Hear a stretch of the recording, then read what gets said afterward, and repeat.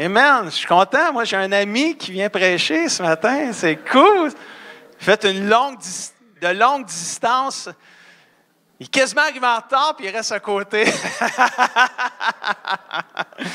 Joël, ça fait des années qu'on se connaît. Quand j'étais pasteur à Sainte-Julie, c'était mon pasteur de jeunesse et adjoint.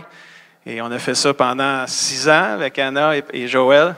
Quand je me suis envenu à Saint-Hyacinthe, pasteur Joël et Anna ont pris la place à Sainte-Julie, puis vous faites un travail colossal à Sainte-Julie avec le ministère Génération Unité. Vous rassemblez la province. Vous êtes une inspiration pour le Québec puis la francophonie. Continuez, lâchez pas votre bon travail. Puis la saison de golf vient de commencer. On joue demain ensemble. Praise the Lord. Amen. Gloire à Dieu. Ça, quand on est avec Joël, puis c'est l'été, c'est le golf. Alors, je suis pas tout seul à aimer le golf. Praise God aussi. Mario s'est assis à côté. On essaye de convertir Mario au golf. Alors, là, il m'a dit qu'il va peut-être s'acheter une carte de Golf Town. C'est déjà un début. Amen. Est-ce qu'on peut accueillir pasteur Joël Dumaine, l'Église Oasis à Sainte-Julie? Avec Anna, ben oui, come on down. Ne partez pas sans elle.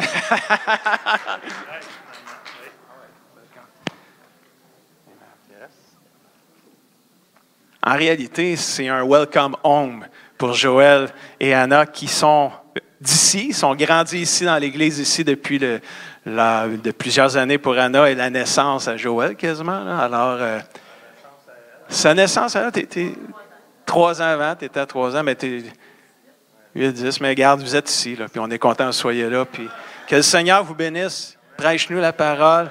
Laisse Anna en feu. Bon matin, ça va bien? Je voulais juste dire bonjour parce que, comme Pasteur Guy a dit, on a été élevés ici et on a vécu nos expériences dans le Seigneur, pour moi, certaines des choses, des moments culminants dans ma vie spirituelle. Mais c'est toujours un plaisir, c'est comme revenir à le party de Noël là, dans le temps des fêtes, quand tu vois les matantes, les mononcles, je pense à Mme Verrette, Monsieur Nadeau, je l'ai vu tantôt. Écoute, Mario puis Francine, chez qui je vais dire ça comme ça, j'étais une des premières ados qui ont pris soin. Je sais qu'après, ils ont dit hey, « ça a tellement bien été avec Anna qu'on continue », mais... Puis on s'est mariés ici aussi. Ça a été. Fait que cette maison, c'est juste un plaisir de revenir puis de pouvoir vous voir. On n'a pas l'occasion de sortir bien souvent, mais de pouvoir venir ici, c'est vraiment un privilège. Fait que merci, Pasteur Guy. J'avais juste quelque chose à cœur, puis c'est drôle. J'ai pas réalisé à quel point, quand le ciel s'ouvre, tout est possible. C'est votre thématique. Même ce soir, je pense, ce soir, il y a une soirée que le ciel ouvert. Mais en me préparant, puis Joël, puis moi, on priait, puis j'ai demandé au Seigneur, Seigneur, y a-tu quelque chose que tu as pour cette Église? Puis le Seigneur m'a rappelé une expérience que j'ai eue ici dans le stationnement. C'était un dimanche soir, je pense. Dans ce temps-là, il y en avait tous les soirs ou presque. Puis j'avais peut-être 16-17 ans. Et j'étais une des dernières à partir. Et je le suis d'habitude encore aujourd'hui. Mais je suis sortie dehors. Puis je ne sais pas si vous connaissez Eugene May. Il avait prêché cette soirée-là. Et je suis sortie avec lui et Sherry. Et j'étais dans le stationnement. Et je n'oublierai jamais, je me suis tournée. Puis le ciel... Il y avait comme un tourbillon de nuages qui montait et en haut, tu voyais une pleine lune, mais le ciel était ouvert physiquement. Le ciel était ouvert. Puis ça m'a toujours... Je me suis mis à pleurer. J'ai dit... Parce qu'on avait vécu quelque chose dans la présence de Dieu. Puis ce que je sentais le Seigneur dire... Un peu comme Jacob, quand il est arrivé, puis le ciel était ouvert au-dessus, puis il a dit... Je ne le savais pas, mais le Seigneur est ici. Puis quand le ciel ouvre, on a accès au trésor, on a accès aux secrets qu'on ne connaît pas, on a accès à la guérison, on a accès à des choses que on ne peut même pas imaginer. Ce que j'avais à cœur de vous dire, c'est le ciel est ouvert ici. Je ne sais pas si habituellement les dimanches soirs, c'est maison pleine comme ça, mais ce soir, venez. Parce que le ciel est ouvert. Puis c'est quand on pousse et une percée, habituellement, percer, c'est difficile. Êtes-vous d'accord avec moi? Quand que la grue, elle passe, elle gratte, pour passer au travers, ça prend du travail. Ça prend en anglais, on dit co-labor, où on travaille en équipe, on se donne la main d'appartenance. Mais je veux juste vous dire, ce soir, lorsque vous venez dans la louange, et ce que vous faites ici, vous êtes en train de percer pour voir les bénédictions et la faveur de Dieu descendre. Dans Malachie, je pense que c'est 3, ça dit que lorsque les fenêtres du ciel sont ouvertes et qu'il y a une abondance qui déborde du ciel. Puis c'est la seule chose que je voulais juste vous partager. Percez pour recevoir cette abondance du ciel descendre. Lâchez pas. Arrêtez pas. Laissez pas Sophie puis Ben. Je fais vraiment une annonce pour vous autres à soir. Laissez pas les gens de la louange vous faire un show ou même le prédicateur juste vous apporter quelque chose. Mais prenez-le et courez avec. Parce que il y a une force quand on est ensemble. Il y a un encouragement lorsqu'on se donne la main d'appartenance. Et quand on perce, la bénédiction que je reçois n'est pas juste pour moi, mais est débordée sur l'autre. Fait que soyez bénis. C'est un plaisir pour moi d'être avec vous. Puis je pense que vous allez aimer ce gars-là. C'est un de mes préférés. Merci, chérie. Bien gentil, merci. Oui, effectivement, merci de nous accueillir. C'est très rare que j'accepte des invitations. Mais on s'est dit, on va pouvoir rester couché plus tard ce matin. Alors, ça vaut vraiment la peine d'accepter. On a envoyé les enfants à l'église à 6h15 ce matin parce qu'on monte des montes et nous, on s'est recouchés. Hallelujah, praise the Lord. Alors, je vous bénis pour être en église proche de chez nous. Amen. Amen, merci. Oui, on est de la maison et on est bénis de vous recevoir. Il y a tellement des gens qu'on apprécie. Je ne peux pas tout commencer à nommer tous les gens qu'on connaît ici, mais juste vous dire merci d'avoir été dans notre vie. Merci de l'être encore. Je pense à Mario, Francine, Daniel, Ginette et les Denise, Patrick, Guy, Lynn. On ne sait jamais dans quelle petite vie qu'on investit qui va faire une différence plus tard. Et merci d'avoir ce chemin tour à tour dans nos vies. Mais vous n'êtes pas ici pour m'entendre pleurer ou avoir des larmes dans les yeux, alors on va partager la parole. Qui aime la parole de Dieu? 3 personnes. Comment? Qui aime vraiment la parole de Dieu ce matin? Comment? Qui a le goût de manger quelque chose de bon? Parce que vous n'êtes pas venu pour m'entendre, vous êtes venu pour entendre la parole de Dieu. Comment? Amen. Le titre du message ce matin, c'est Pasteur Guy qui me sert. Come on. Hallelujah. C'est une foi pour un revirement de situation surnaturelle. Come on. Qui veut voir des situations changer dans leur vie? Amen. J'ai quelques versets après, on prie, puis après, on va courir avec ça. Jean 10 dit ceci, le voleur vient seulement pour voler, tuer et détruire. Mais moi, c'est Jésus qui parle, je suis venu, pourquoi? Pour que les gens aient la vie. Et pour que cette vie soit quoi? Abondante. Come on. Ésaïe 61:3, juste pour vous mettre dans le contexte, c'est quand la prophétie parle que Jésus va être oint pour libérer les captifs, guérir les malades. Le verset 3 dit ceci, en parlant de Jésus, dit « J'ai mission de remplacer les marques de leur tristesse par autant de marques de joie. » Come on. La cendre sur leur tête par un splendide turban. Qui va avoir des turbans? Leur mine douloureuse par une huile parfumée. Leur air pitoyable. Faites-moi un air pitoyable ce matin. Il y en a, votre bouche n'a même pas changé. Come on. Leur air pitoyable par quoi? Par un habit de fête. Alors on les comparera à des arbres qui font honneur à Dieu et à un jardin qui révèle la gloire du Seigneur. Parle-moi de revirement de situation. Come on. Père Céleste, on veut te rendre gloire ce matin pour ta parole, Seigneur. On veut te rendre gloire parce que tu es un Dieu, Seigneur, qui a la capacité, le pouvoir, Seigneur, de faire que nos situations changent, Seigneur, des revirements de situation surnaturelle pour ta gloire. Père, je te prie que notre foi soit encouragée, Seigneur, qu'on peut sortir ce matin avec une foi pour un revirement de situation. Tout le monde dit? Amen. Ma prémisse ce matin, c'est ceci, c'est que Dieu est un Dieu de revirement de situation. Pas juste ça, Dieu est un Dieu de revirement de situation surnaturelle. Amen. Vous savez, le surnaturel, c'est le domaine de Dieu. Le surnaturel, c'est l'atmosphère où tout est possible. C'est l'atmosphère où que Dieu agit. C'est l'atmosphère du miraculeux. Et Anna a parlé de la thématique et je veux juste vous encourager parce que je trouve votre thématique extraordinaire. Quand le ciel s'ouvre, tout est possible, c'est ça? Comment? Laissez-moi vous dire, puis si vous prenez des notes, c'est le temps de prendre des notes. D'envahir l'impossible ou que l'impossible devienne possible, c'est notre droit de naissance spirituelle. Comment? Et amen, yes. Et Dieu a dévoilé mon punch par Lynn ce matin, mais l'idée, c'est que nous sommes remplis, c'est-à-dire que le même esprit qui a ressuscité Jésus-Christ des morts habite en nous. Nous avons un droit de naissance spirituelle d'envahir l'impossible. Comment? Le Dieu de l'impossible, l'Esprit de Dieu qui a ressuscité Jésus est en moi. Comment? Christ en moi, l'espérance de sa gloire. C'est notre droit de naissance. Comment?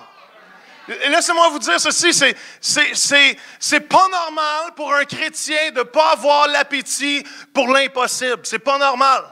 Peut-être que les déceptions, peut-être que les mensonges de l'ennemi, peut-être que les blessures, peut-être que la religiosité, peut-être que l'apathie vous a endormi. Mais tout enfant né de l'esprit a la capacité en dedans de lui d'envahir l'impossible. Comment? Êtes-vous vraiment là ce matin?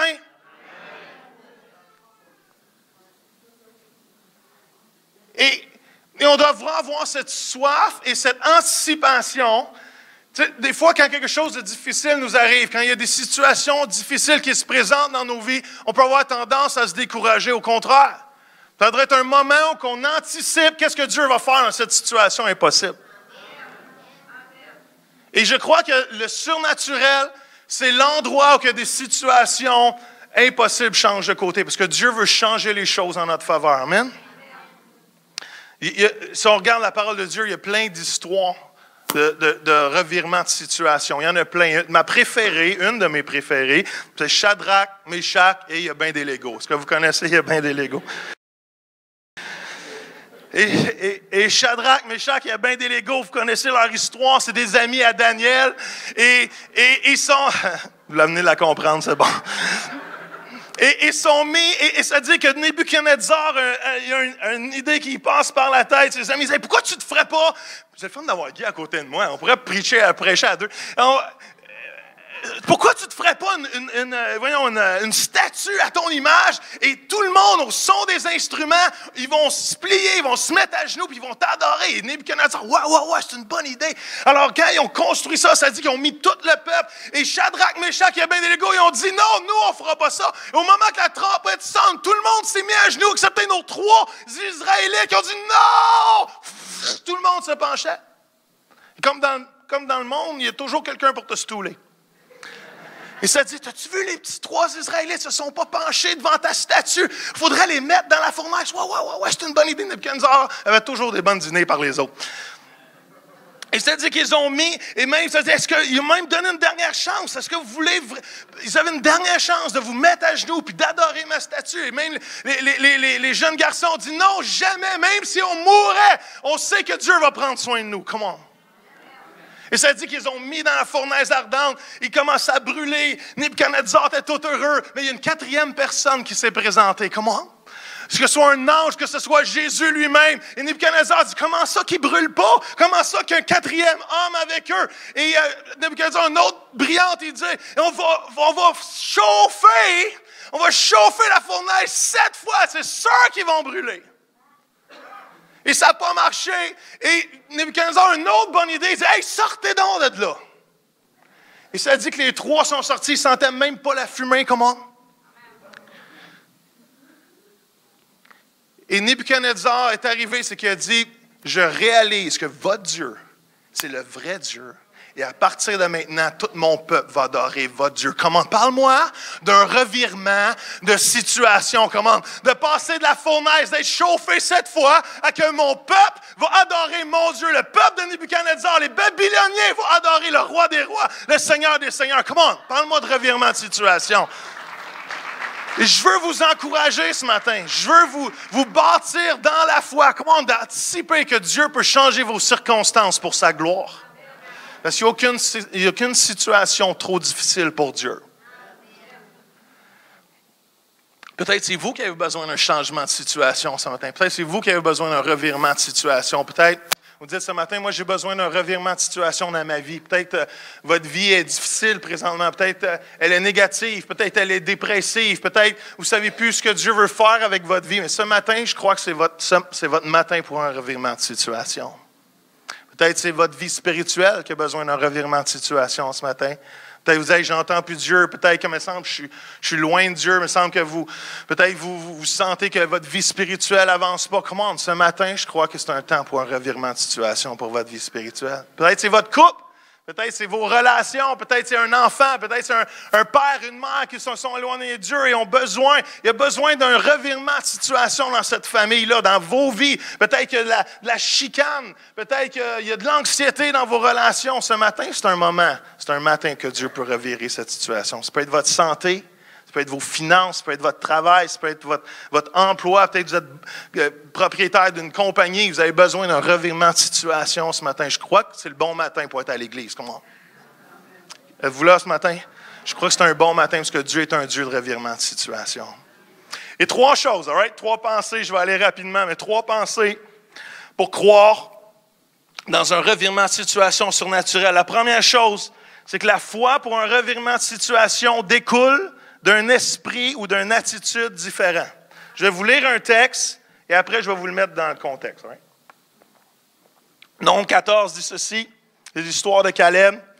Mais mon serviteur Caleb a été animé de quoi? D'un autre esprit et m'est resté fidèle. Je le ferai entrer dans le pays qu'il a exploré. Je donnerai cette région à ses descendants. Les Amalicites, ça c'est le peuple qui est le plus souvent chez le docteur. Amalicites, ouais. Si vous riez tout seul dans votre auto en retournant à la maison, c'est celle-là que vous venez de comprendre. Right? Elle était trop facile. Et les Cananéens occupent actuellement la vallée de cette région, mais demain, donc, vous ferez demi-tour et vous repartirez par le désert dans la direction de la mer des Roseaux. Wow! Imaginez-vous qu'est-ce qui est en train de se passer, juste pour vous mettre dans le contexte de cette histoire.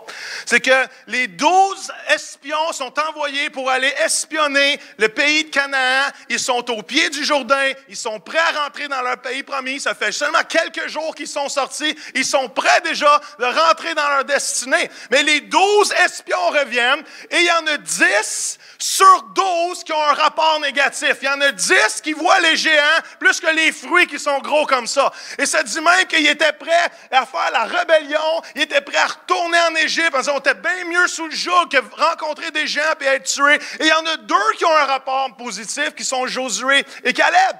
C'est tellement au point qu'ils sont prêts à lapider Moïse, Aaron, ils sont prêts à lapider Josué et Caleb. Josué et Caleb déchirent leurs vêtements. Je ne sais pas à quoi ça peut ressembler, mais ils déchirent leurs vêtements. Et ça dit, comment on ne fait pas ça? Mais le peuple est entêté, le peuple quand même a un esprit négatif, mais ça dit que Caleb a un esprit différent. Comment? Qui veut avoir un esprit différent? Et ça dit que le jugement a été donné et le peuple d'Israël devrait faire demi-tour, leur pire revirement de situation négative de leur histoire. Ils sont tournés 40 ans dans le désert. Mais il y a une chose qui est promise à Caleb, c'est que toi, tu vas rentrer dans le pays promis. Comment? Laissez-moi vous dire ce matin, c'est que je peux choisir un esprit négatif ou un esprit positif. Je peux choisir une attitude positive ou une attitude négative. Il y a une phrase de John Maxwell que Guy, je suis sûr qu'il connaît, qui dit ceci, « Mon attitude détermine mon altitude ». Et mon attitude a un grand effet sur ma destinée. Mon attitude a un grand impact sur qu'est-ce qui va arriver dans ma vie. Comment? Il faut apprendre d'être de ceux qui ont un esprit différent de ce que notre monde pense, de ce que notre génération pense, parce qu'on n'est pas animé par le même esprit. On a l'esprit de Dieu qui habite en moi. Comment? Et des fois, je vais vous dire ceci, des fois, Dieu est plus intéressé à ton... comment j'ai écrit ça? J'ai-tu écrit? Essaye. Vas-y, change de slide. Ah oui, c'est ça. Les plus grands revirements de situation ne sont pas toujours la situation elle-même, mais mon attitude devant cette même situation. Vous savez, souvent, nous, on a cette théologie d'échapper. On veut être sauvé de tout. On va être sauvé, on va aller dans l'éternité, aucun problème. Mais on aimerait que toutes les situations négatives, on en soit sortis. Comment?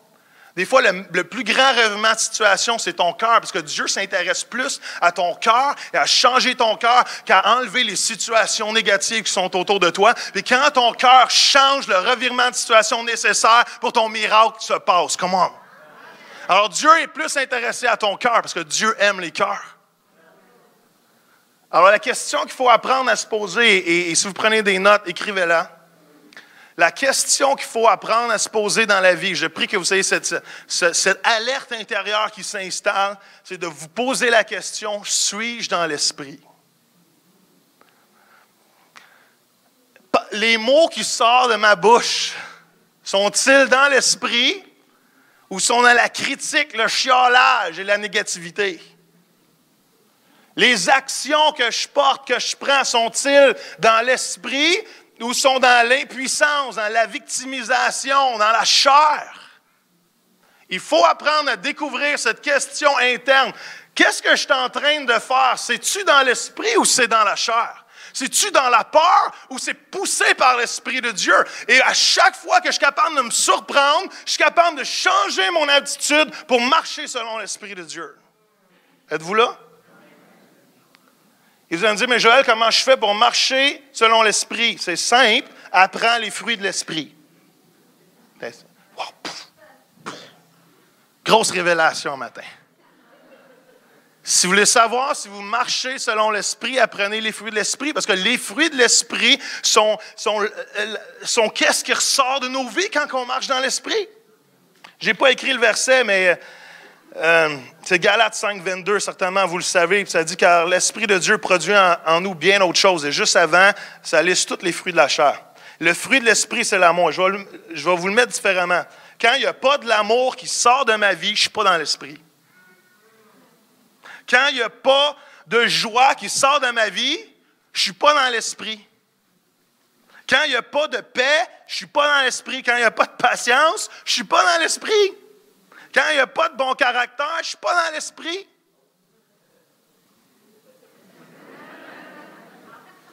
Quand il n'y a pas d'amabilité, je ne suis pas dans l'esprit. Quand il n'y a pas de serviabilité, je ne suis pas dans l'esprit. Quand il n'y a pas de bonté, je ne suis pas dans l'esprit. Je n'ai pas fini. Quand il n'y a pas de générosité, je ne suis pas dans l'esprit. Quand il n'y a pas de fidélité, je ne suis pas dans l'esprit. Quand il n'y a pas de confiance dans les autres, je ne suis pas dans l'esprit. J'ai pris la version longue. Quand je ne suis pas dans la douceur, je ne suis pas dans l'esprit. Quand il n'y a pas de modestie, je ne suis pas dans l'esprit. Quand il n'y a pas d'humilité, je ne suis pas dans l'esprit. Quand il n'y a pas d'attitude à céder et à s'adapter, je ne suis pas dans l'esprit. Quand il n'y a pas de tempérance, je ne suis pas dans l'esprit. Quand il n'y a pas de chasteté, Boswell, je ne suis pas dans l'esprit. Quand il n'y a pas de maîtrise de soi, je ne suis pas dans l'esprit. Come on. Il faut apprendre à se poser la question, qu'est-ce que je suis en train de faire? C'est-tu l'Esprit de Dieu ou c'est mon esprit ou c'est ma chair? Et vous allez voir une totale différence dans vos circonstances quand vous faites les choses à travers l'Esprit. Parce que quand tu n'es pas dans l'Esprit, la situation risque d'empirer au lieu de virer. On ne peut pas dire amen, dites ouch à ça là. Hein? On a la situation devant nos yeux. Le peuple d'Israël est au pied de son pays promis, mais à cause qu'il y avait un esprit de critique, alors à cause qu'il y avait l'esprit du monde au lieu d'un esprit différent qui venait de Dieu, ils ont passé 40 ans dans le désert. Qui a 40 ans à perdre? Qui a 40 ans à perdre à cause de quelqu'un d'autre? C'est moi vous dire ce qu'on dit, puis en tant que leader, c'est tellement important ce qui sort de nos bouches, parce qu'on peut faire régresser un peuple au complet à cause de notre esprit. Comment? Il faut être sûr que ce qui sort de nos bouches, qui est véhiculé par nos actions, ça vient de l'Esprit de Dieu. Et nous devons avoir cette prière. Seigneur, anime-moi ton esprit. Donne-moi un esprit différent. Avoir cet esprit de Caleb, qui voit des chemins ou qu'il n'y a pas des chemins, qui voit des victoires ou qu'il y a des géants, qui voit de l'eau ou qu'il y a du désert, qui voit la victoire de Dieu là où ça semble impossible. Amen. On a besoin de cet esprit différent. Et Dieu veut changer votre cœur. Dieu veut changer votre cœur. Deuxième point ce matin. Non seulement une foi pour un revirement de situation découle d'une attitude ou d'un esprit différent, mais la foi pour un revirement de situation demande des pensées différentes. Ésaïe 43, 18, 19 dit ceci. « Ne pensez plus au passé, ne vous préoccupez plus de ce qui est derrière vous, car je vais faire quelque chose de nouveau. » Qui aime le nouveau? Amen, yes sir. On le voit déjà paraître, vous saurez bien le reconnaître. Oui, dans le désert, je vais ouvrir un chemin. Dans les lieux arides, je vais faire couler des fleuves. Parlez-moi de revirement de situation. Comment? Dieu est un Dieu qui fait quelque chose de nouveau. Dieu est un Dieu qui fait quelque chose, qui fait un chemin dans le désert, qui fait couler des fleuves dans les lieux arides. Il faut arrêter. L'idée d'arrêter de penser, c'est plus d'arrêter de réfléchir. C'est d'arrêter de penser sur les choses du passé. Arrêter de te préoccuper sur les choses négatives. Arrêter de t'inquiéter et commencer à regarder et à percevoir ce que Dieu est en train de faire, parce que Dieu est en train de faire quelque chose de nouveau. Vous allez manquer le nouveau de Dieu si vous restez pogné dans votre pensée. Comment? Et j'ai dit ceci, je ne sais pas si tu peux mettre la prochaine image, Guy, mais je dis souvent ça à mon église. J'ai dit que l'inquiétude, c'est comme la chaise berçante.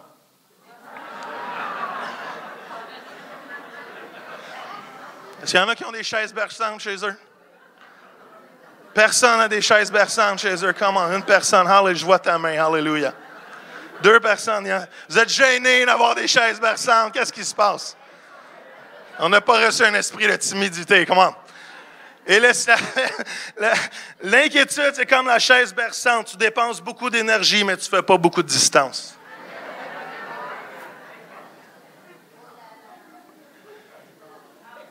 Ouch. Qui a déjà perdu quelques heures de sommeil à s'inquiéter? Come.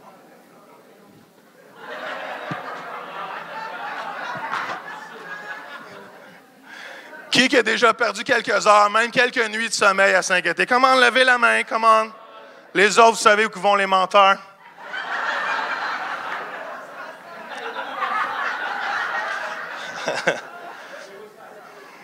Ils vont dans le bureau du pasteur. Il y a pire que ça. Il y a pire que ça.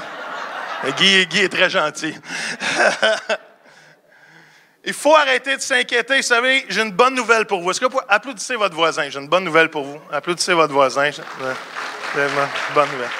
Vous ne la savez pas encore, mais par la foi. Si vous avez perdu des heures de sommeil à vous inquiéter, c'est parce que vous savez comment méditer. Le problème, c'est que vous méditez sur la mauvaise affaire. La parole de Dieu est truffée de versets, remplie de versets qui nous encouragent à méditer. Psaume 1, 2 dit ceci, heureux, pas juste heureux, bien heureux, celui qui met sa joie et son bonheur dans le livre du Seigneur, qui s'imprègne. D'autres versions vont dire médite ce livre nuit et jour. Et quoi?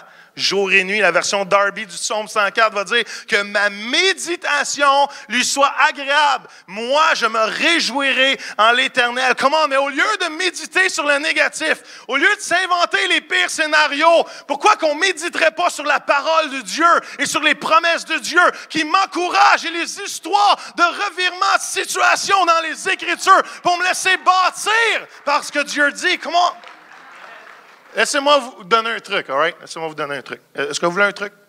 C'est pas plus cher, c'est gratuit. Right? Au lieu d'inventer les pires scénarios qui ne pourraient pas arriver, au lieu de réfléchir sur les choses négatives qui ne pourraient pas arriver, pourquoi qu'on ne demanderait pas à Dieu ce qu'il pense de nos situations? Et qu'on ne commencerait pas à méditer comment Dieu pourrait intervenir de façon impossible dans nos situations et le laisser surprendre de faire au-delà de ce qu'on est capable même de demander et même d'imaginer, comme Éphésiens nous dit. Êtes-vous là, comment? Parce qu'aujourd'hui, on est des experts de négativité. Il y a beaucoup de professionnels de négativité. Là, vous me dites, c'est pas moi, là, mais moi, ça m'arrive. Moi, des fois, je suis un expert de négativité. Parce que j'imagine le pire scénario. Comme ça, s'il arrive, je vais pouvoir dire, « Ha, ha, je te l'avais dit. »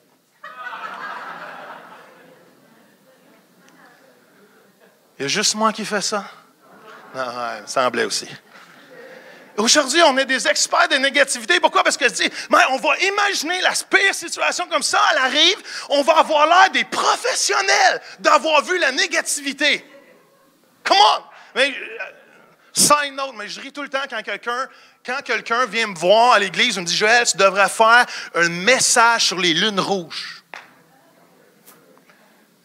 À ce que je sache, dans Romains, ça dit que la création n'attend pas la révélation des lunes rouges. La création attend la révélation des fils et des filles de Dieu et qui vont croire qu'au lieu d'être des professionnels de négativité, qui vont voir que les circonstances sont capables de changer pour la gloire de Dieu. Come on! Alors, il faut être capable de ceux qui voient le changement. Parce que Dieu a une autre perspective sur ta situation que la tienne.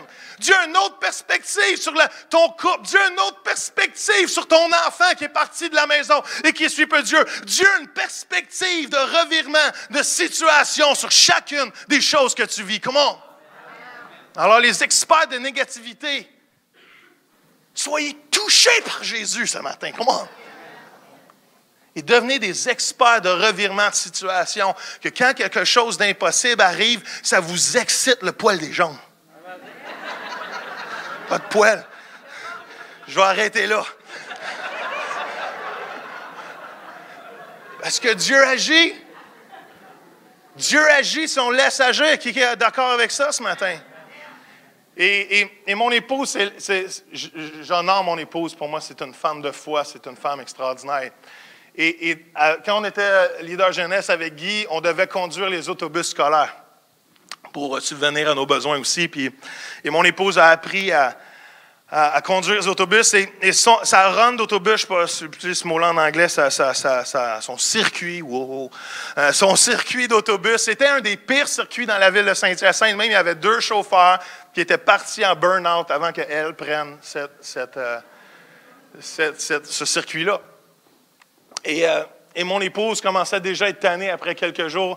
Imaginez-vous, il y avait des enfants qui avaient le syndrome de la tourette, qui t'envoyaient promener. Il y avait tous les cas super intéressants que tu dis, Jésus, touche-le avant que je le touche. Right? Et à un moment donné, Dieu lui a dit, elle commençait à s'énerver, Dieu lui a dit, tu es juste là pour leur montrer mon amour, that's it. Et elle a commencé à voir son circuit d'autobus avec la perspective que Dieu voulait juste les aimer. Elle a commencé à parler dans leur vie. Tu n'es pas supposé de faire ça en passant comme chauffeur d'autobus. Elle a commencé à prier pour eux. Elle a commencé à prophétiser pour eux. Au point qu'à la fin, avant qu'elle quitte les autobus, les enfants chantaient Père Abraham dans l'autobus. C'était rendu de Magic School Bus, all right? Et il commençait à chanter et il y a eu un revirement de situation. Certains de ses élèves priaient pour leur grand-père malade et voyaient des guérisons, voyaient des choses se passer. Parce qu'au moment que tu as la perspective de Dieu, tu as une perspective de revirement de situation au lieu d'une perspective négative et de difficulté. Comment? Même à la fin, quand elle a quitté son emploi pour venir me rejoindre à Oasis, la commission scolaire a appelé. Elle disait, est partie où la conductrice de la 409, 407? 424, parce qu'on n'a jamais vu des élèves changer autant que ça que dans son obus. Elle avait la meilleure run qui était la pire run avant. Come on. Dieu est un Dieu de revirement de situation. Il faut développer cette foi-là. Au lieu de voir les choses difficiles, les choses négatives, de dire, Seigneur, surprends-moi de voir comment tu vas rendre l'impossible possible. Amen. 3e chose, je continue. Une foi pour des revirements de situation découle d'un esprit différent. 2, demande des pensées différentes. Et 3, ça discerne les processus différents. Wow. Des revirements de situation peuvent arriver rapidement. Qui dit amen à ça? Mais aussi, ils peuvent prendre du temps. Amen à ça, ouais. Il est venu naturel, lui, hein? Je suis arrivé à la conclusion que des revirements de situation peuvent arriver soudain et que d'autres peuvent prendre plus de temps, mais que la deuxième énoncée n'est pas moins miraculeuse que la première. Je vais vous le répéter parce que je pensais que vous étiez pour vous lever debout et applaudir Jésus, là. J'ai réalisé que les revirements de situation peuvent arriver soudainement, mais aussi peuvent prendre plus de temps, que la deuxième énoncée n'est pas moins miraculeuse que la première. Ah. C'était naturel, c'était presque pas préparé. C'est venu spontané, je vous félicite. Il faut développer une foi pour le momentané. Come on. Il faut développer une foi pour le moment, de s'attendre que Dieu peut agir maintenant, dans mon quotidien, au moment où que j'ai besoin. Et il y a plein de versets, il y a plein d'histoires dans les Écritures, surtout dans les histoires de Jésus, dans les miracles de Jésus, qui nous encouragent à développer une foi pour le maintenant. Il y a des mots que Jésus va dire comme aujourd'hui, quand il y avait le larron autour de Jésus sur la croix, il y avait 2 voleurs avec lui. Il y en a un qui se moquait de lui, il disait hey, « Pourquoi tu ne te libères pas? C'était vraiment le Fils de Dieu. » L'autre, il dit « Arrête de l'écœurer. Toi, tu mérites ce que tu mérites. Lui, il ne mérite pas ce qui est en train de se passer sur lui, d'être crucifié. » Et le larron va dire ceci, il va dire « Hey, en passant, juste de moi, si tu rentres dans ton royaume, oublie-moi pas. » Et Jésus lui répond ceci, la plus belle phrase, c'est « Aujourd'hui même, tu vas être avec moi dans le paradis. » Comment? Aujourd'hui. Pas demain, pas dans 1 an, pas dans 10 ans. Au moment que tu vas donner ton dernier souffle, commande aujourd'hui même, tu vas être avec moi dans le paradis. Dieu est un Dieu du maintenant. Il y a d'autres moments où il va dire à l'heure même, quand le centurion romain va venir voir Jésus, il va dire hey, « Mon serviteur est malade, mais je sais que tu es capable de dire un seul mot, puis il va être guéri, même à distance. Tu as juste besoin, comme moi, quand je donne un ordre, mes serviteurs ou les soldats m'obéissent. Je sais que si toi, tu dis juste un mot, tous les anges vont t'obéir. Comment? Même Jésus va dire, bouf, j'ai jamais vu de foi aussi grande que ça en Israël. Et ça dit à l'heure même que son serviteur était guéri. Comment? Mais il y a plus qu'aujourd'hui. Il y a plus qu'à l'heure même, même la parole de Dieu va dire à l'instant même. Mais ça dit qu'il y avait une dame qui avait une perte de sang pendant 18 ans. Je ne sais pas comment il en restait, mais quelque part pendant 18 ans, elle devait être au bout parce qu'elle passe à travers la foule. Ça dit qu'elle a frayé son chemin et elle a touché le bord du vêtement de Jésus. Jésus a senti la puissance sortir et ça dit au même instant, elle a été guérie. Comment? Dans la puissance de Jésus. Et il y a cette foi-là qu'on doit développer, que Dieu peut faire des revirements de situations momentanées, mais aussi il faut développer l'esprit et la foi que Dieu, l'endurance, que Dieu peut prendre un processus et un nombre de temps avant de changer nos situations. Est-ce que ça fait du sens? Et c'est super important. C'est super important de développer cette foi-là dans le processus dans lequel que Dieu m'embarque, cette foi dans le processus que Dieu veut faire quelque chose, que peut-être je ne le vois pas maintenant, peut-être que je ne le vois pas là, mais quelque part Dieu est en train de cuisiner ma délivrance, come on, pour le jour et le bon temps dans lequel ça va arriver. Êtes-vous là? Amen, amen, amen, come on, amen, come on, pray. Et mon histoire préférée, j'ai descendu en bas parce qu'il n'y a pas assez de place en haut. Mon histoire préférée dans la Bible, c'est l'histoire d'Abraham et son fils Isaac et l'histoire du bouc. Est-ce que vous vous rappelez de cette histoire-là? Où que Dieu va voir Abraham. Imaginez-vous 2 secondes. Là. Isaac, c'est le fils de la promesse. Abraham a fait bien des gaffes avant d'avoir le fils de la promesse. Il a attendu, il a couché avec la servante, il en a eu un autre. Et Dieu lui dit, ben maintenant, c'est le temps que tu me leur donnes. Et des fois, Dieu teste notre cœur pour savoir si on l'aime plus que les choses qu'il nous donne.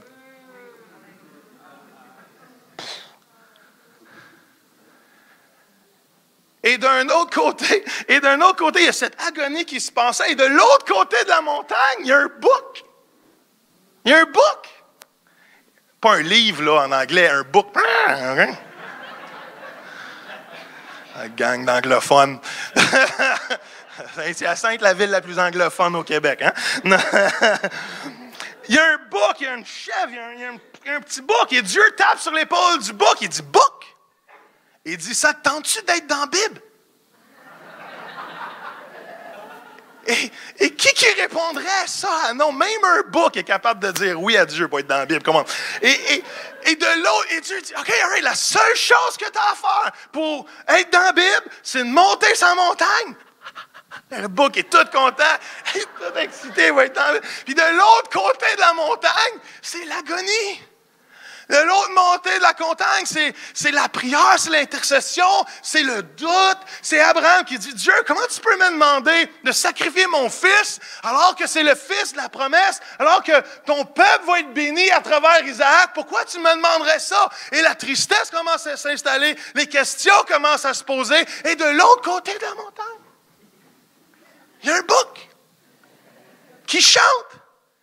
Je veux monter sur la montagne, c'est là que l'on rencontre Dieu, c'est là que la joie nous inonde et que pour nous s'ouvrent les cieux.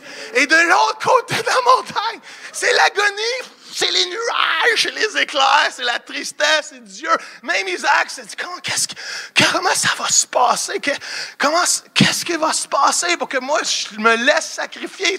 Quand j'ai dit, hey, check là, puis je me sauve. C'est quoi qu'il faut qu'il arrive? Est-ce que vraiment je vais me laisser tuer? Abraham dit, comment je vais faire pour tuer mon fils? Imaginez-vous, tuer son fils. Toi, au pire, il t'en reste un, mais moi, je n'ai juste un. moi, je n'ai juste un, je pourrais pas faire ça. Ah, l'agonie. Et de l'autre côté de la montagne, il y a un bouc qui dit, come on, je vais être dans la Bible. Je vais être dans la Bible. Yeah, come on. Et il est tout heureux. Il gazouille après le vent. Il pourchasse les papillons. Comment il est tout heureux. Et de l'autre côté, Abraham est sur le point d'obéir à Dieu. Et je suis sûr qu'il prie Dieu. Pourquoi tu me demandes ça? Ça serait une bonne idée de me dire qu'il va y avoir un revirement de situation qui s'en vient, mais il veut obéir à Dieu, il ne voit pas, il y a un processus d'obéissance, puis il ne comprend pas pourquoi, mais il veut, puis de l'autre côté de la montagne, il y a un bouc qui est heureux de juste savoir qu'il va être dans la Bible un jour, imaginez-vous. Et là, Dieu dit, bouc, pogne-toi les cornes dans le buisson. Hein? Ta scène, elle arrive. Et il dit, mais non, Dieu, pourquoi je ferais ça? Là? Je suis tout content, je vais être dans la Bible. Pourquoi ça ne fait pas une belle histoire, ça, de se pogner les cornes dans... Dieu dit, hey!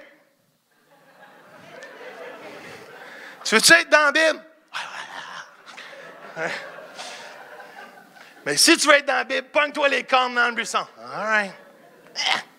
De l'autre côté de la montagne, il y a un ange qui arrive, qui arrête le bras d'Abraham juste à terre. Il dit, arrête! Regarde! Il y a un revirement de situation, il y a un bouc! Et là, le bouc est là. All right? Et qu'est-ce que vous, la meilleure chose qui est arrivée, c'est que le bouc est dans la Bible. Come on! Amen! Il y a la promesse de Dieu, il y a le revirement de situation. Il faut croire. C'est lui! C'était le premier book sur Facebook. Elle est trop bonne.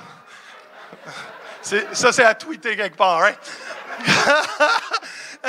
Come on! Il faut arriver à cette fois que même si je ne vois pas ce que Dieu est en train de faire, de l'autre côté de la montagne, il est en train de préparer un book pour ma situation. Come on! Êtes-vous là? C'est le temps de dire gloire à Jésus.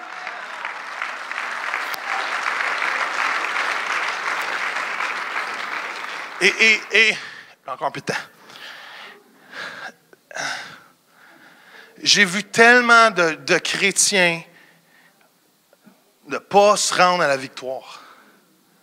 J'ai tellement vu de chrétiens d'abandonner leur rêve avant de le voir s'accomplir. J'ai tellement vu de chrétiens ne pas accomplir l'appel de Dieu sur leur vie parce qu'ils n'ont pas été capables d'être patients dans le processus. Allô? Parce que Dieu nous appelle bien plus qu'à réchauffer un banc dimanche matin. Dieu ne nous a pas sauvés pour se lever à 9h30 tous les dimanches matins. Dieu nous a sauvés pour que les cieux envahissent la terre et que l'impossible devienne possible.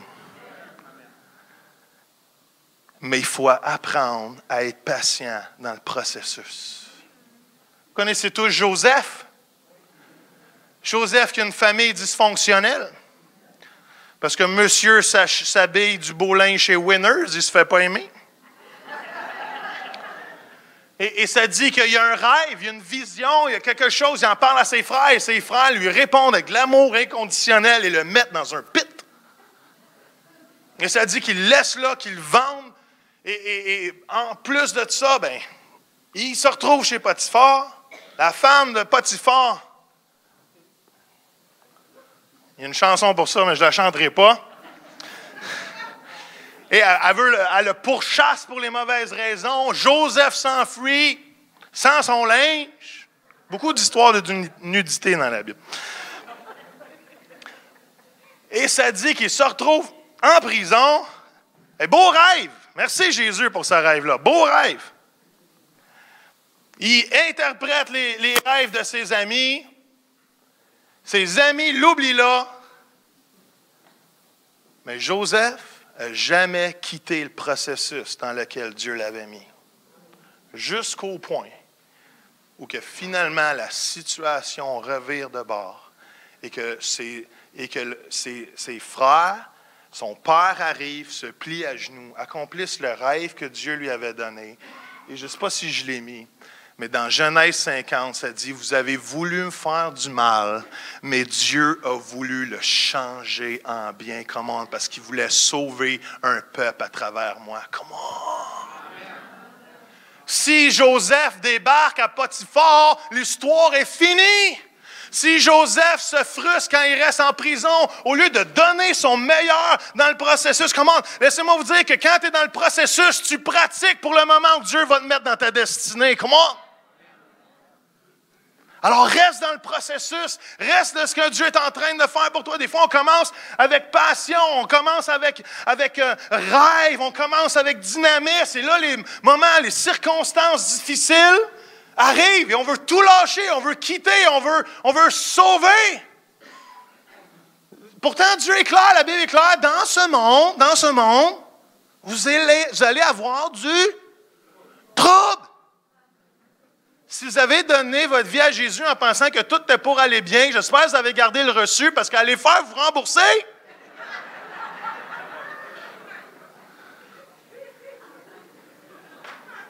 On est dans ce monde, il pleut sur les bons, il pleut sur les mauvais, il fait soleil sur les bons, il fait soleil sur les méchants. Mais ne pas abandonner parce que Dieu est en train de travailler sur ta vie et Dieu est engagé à ton processus. Dieu aime ton couple plus que toi t'aimes ton couple. Dieu aime tes enfants plus que toi t'aimes tes enfants. Dieu aime ta destinée plus que toi t'aimes ta destinée. Dieu aime l'appel qui est sur ta vie plus que toi tu l'aimes. Parce que même quand tu te plantes, il dit « Hey, je ne suis pas celui qui te l'enlève. Come on! » Et ça, c'est le verset de la fin. Moi, j'ai une nouvelle expression qui s'appelle le clou sur le Sunday. C'est le clou sur le Sunday, c'est un mélange de clou sur cercueil et la cerise sur le Sunday. Right? C'est incroyable. Dites-le à votre voisin, c'est le clou sur le Sunday un matin. Right? Je ne sais pas à quoi ça ressemble dans la vraie vie, mais... Philippiens 1,6 qui dit ça. Écoutez, c'est juste bon. C'est pourquoi je suis persuadé qu'après avoir si bien travaillé en vous, le Seigneur achèvera son œuvre. Comment? Qui dit amen à ça? Et là, j'ai confiance en lui qu'il développera, la complétera et la rendra parfaite au jour du retour de Jésus. Comment? Il faut prendre et avoir cette croyance. Il faut avoir cette foi, que Jésus travaille dans le processus, même si tu ne le vois pas. Nous ne sommes pas de ceux qui se retirent pour se perdre, mais de ceux qui croient jusqu'au bout. Come on. Amen. Je ne sais pas si l'orchestre peut venir ce matin.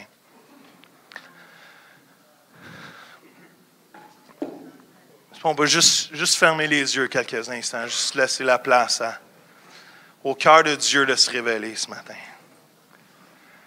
Juste merci pour l'occasion de juste vous encourager. Mon but, c'est juste de souffler sur votre foi cette année, sur votre déclaration de foi qui dit, quand les cieux s'ouvrent, tout est possible. Et à soir, un autre pub pour Ben et Sophie.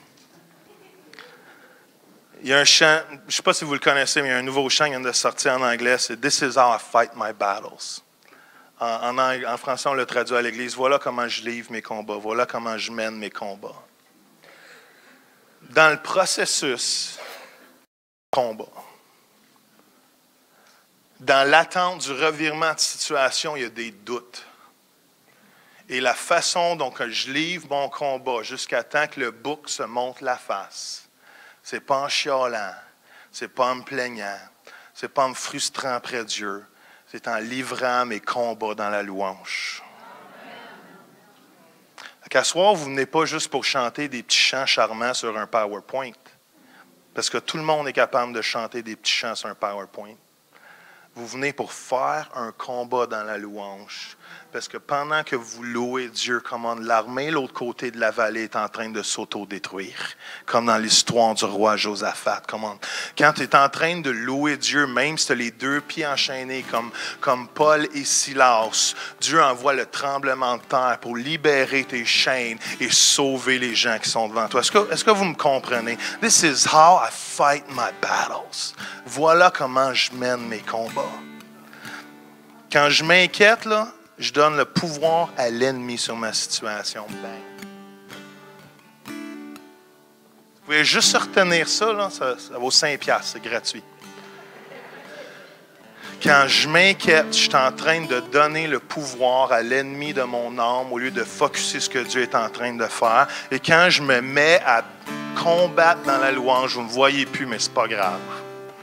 Quand je me mets à fight my battles, à mener mes batailles dans la louange, je suis en train de dire à Dieu, je te fais confiance que dans le processus, tu es en train de cuisiner ma victoire. Come on. All right. C'était l'appendix du message. Hallelujah. Juste fermez vos yeux quelques instants.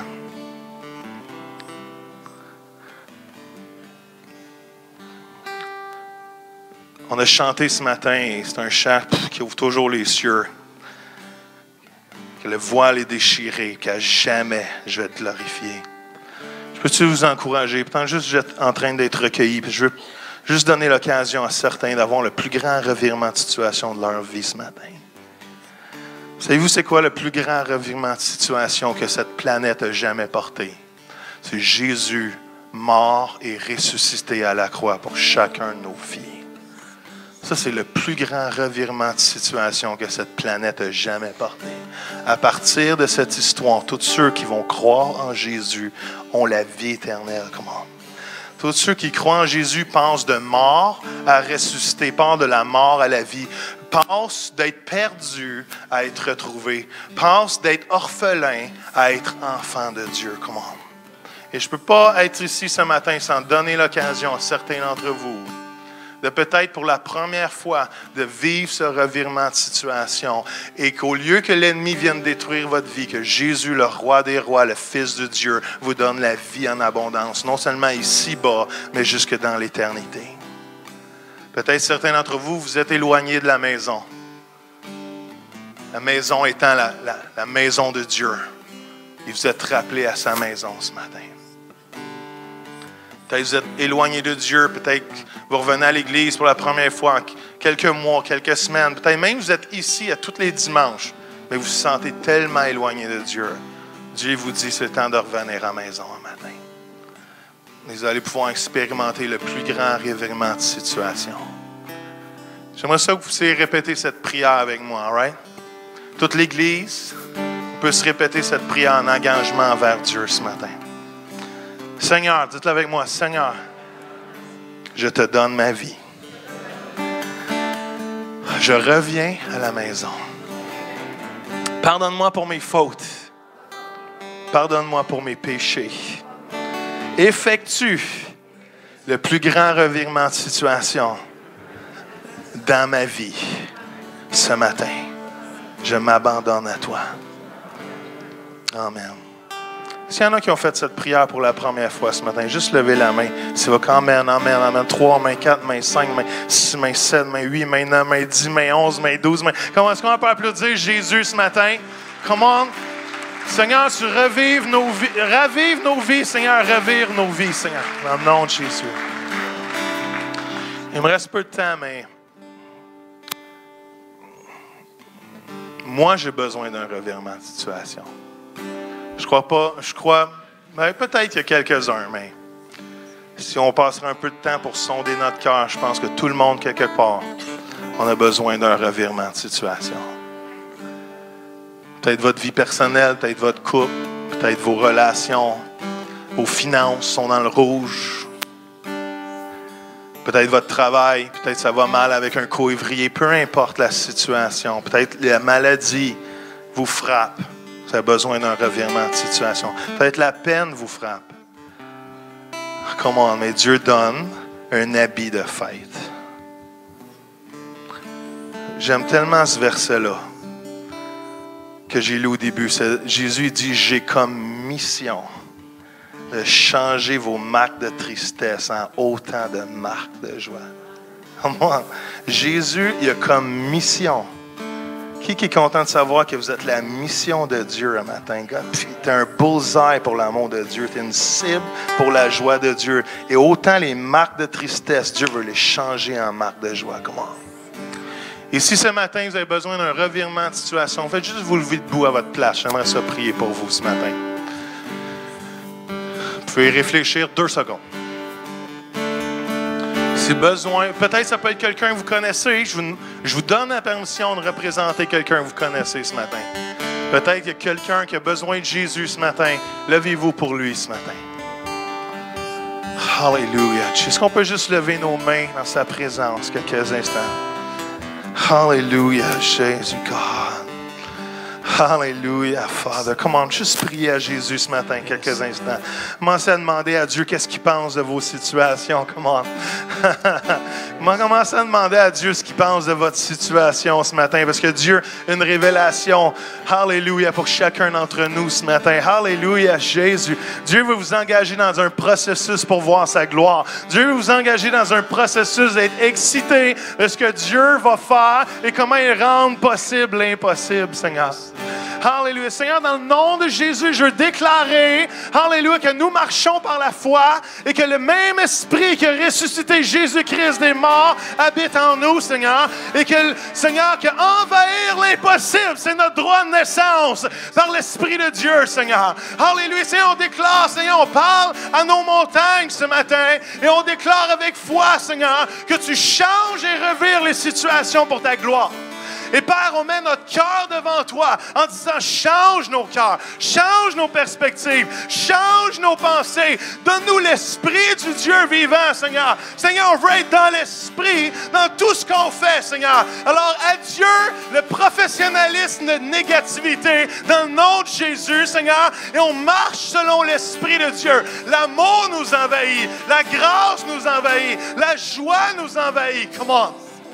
Et Seigneur, donne-nous la patience ce matin d'être de ceux qui endurent le processus jusqu'à temps que tu cuisines notre victoire, jusqu'à temps que tu amènes notre bouc, Seigneur, à notre disponibilité, Seigneur. On va être de ceux qui te font confiance jusque dans l'éternité, Seigneur. Comment? On va être de ceux qui te font confiance jusque dans l'éternité, Seigneur. Advienne que pourra. Advienne que pourra. Il n'y a rien qui va me séparer de l'amour de Jésus. Comment? Ni la mort, ni la vie, ni les persécutions, ni les dominations, ni l'oppression, ni les situations négatives m'ont m'éloigné de l'amour de Jésus. Comment? Et Seigneur, je te prie de... il y a un mot dans 1 Jean. C'est dur de le dire en français, mais en anglais, c'est « You lavishingly love me ». Tu m'as aimé tu m'as aimé d'une façon extravagante. Et Seigneur, on reçoit cet amour extravagant que tu as pour chacun d'entre nous. On reçoit cet amour extravagant.